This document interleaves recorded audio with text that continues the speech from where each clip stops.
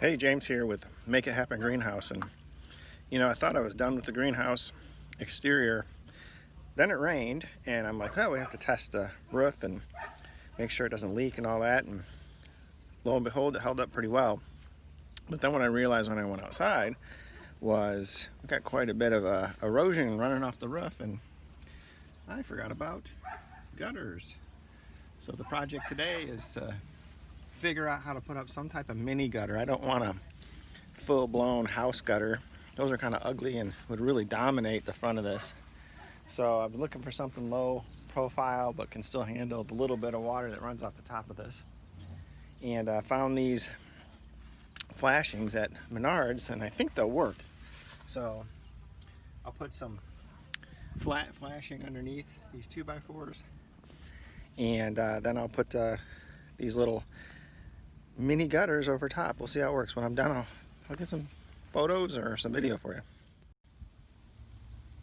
All right, I'm back. I'll show you what happened with the gutters. So as you remember, I had went to Menards and found some flashing that would work for this, creating some mini gutters. So I went ahead and installed them. It wasn't as easy as I thought it would be, but I think it's going to work. So let me show you what I got going here. So you could see as we look down the line here, I have that new flashing installed, and then there's some joints here. I'm going to clean these up just a little bit, but I wanted to get the video out so to show you what happened. And this is the high side. So good news is I went and leveled this. The roof's almost perfectly level. I couldn't believe it. So I thought there'd be some settling and stuff, but there hasn't been. So here I just used a little piece of flashing and some caulk and closed off the end. So this is going to be the high side. When the water comes down, it should flow all the way down to this other end. I have a leak here. I caulked it a little, but I put water in to test it a little too soon. So I'm going to wait till it dries out and I'll re-caulk this and clean it up a bit again. But if everything works right, it should just run off the end here, and then I'm going to hook up a rain barrel. And what that rain barrel is going to do, it's going to collect the water, and then I'm going to drop a pump in it. And so I'm either going to collect this water like through the wall here and go inside and collect it, or outside and then pump it to this second rain barrel I have that I've been using indoors here.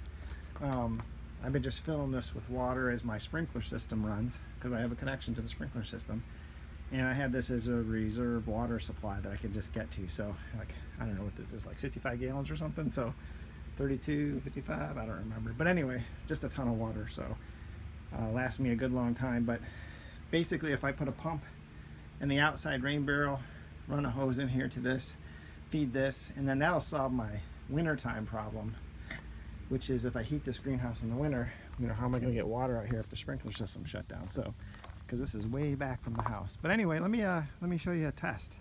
So I got a little bit of water up here on the ladder, so let's climb up, and other than the drips on the joints, we'll see how this works. So I will say that my alignment on some of these Tuftex panels was a little off, as you can see. So there were some just slight gaps. So I grabbed some spare flashing that I had from when I put the PVC panels down below in, and just wherever those Tuftex panels didn't quite reach far enough, I just put that there. And fortunately I had 3 pieces left, and that's all I needed. That was perfect. So no waste, and that's part of my greenhouse philosophy here, is reuse stuff as much as possible, and make do. Don't go buy new stuff if you don't have to. So here we go. We got the water. Let's just pour it into the, so first, just here you can see, if you get a nice little light rain, this is going to trickle down. Now if we get a Kansas torrential downpour like this, my feet are going to go wet on the ladder here. So this is a mini gutter. It's not designed to be a full-blown gutter that catches every drip of water in a huge storm. So, but a little bit of rain, no problem. So let's just put it directly in the channel here, and we'll see what happens as it runs down. So first of all, it's not, the high side, it's not going up to the high side. So that's good news. We want everything to flow down. And again, I got to fix this here with some more caulk once it dries out, but look at that. Comes to the end, running off, going into the bucket. Yeah, this isn't that nasty top water, but anyway, seems to be working.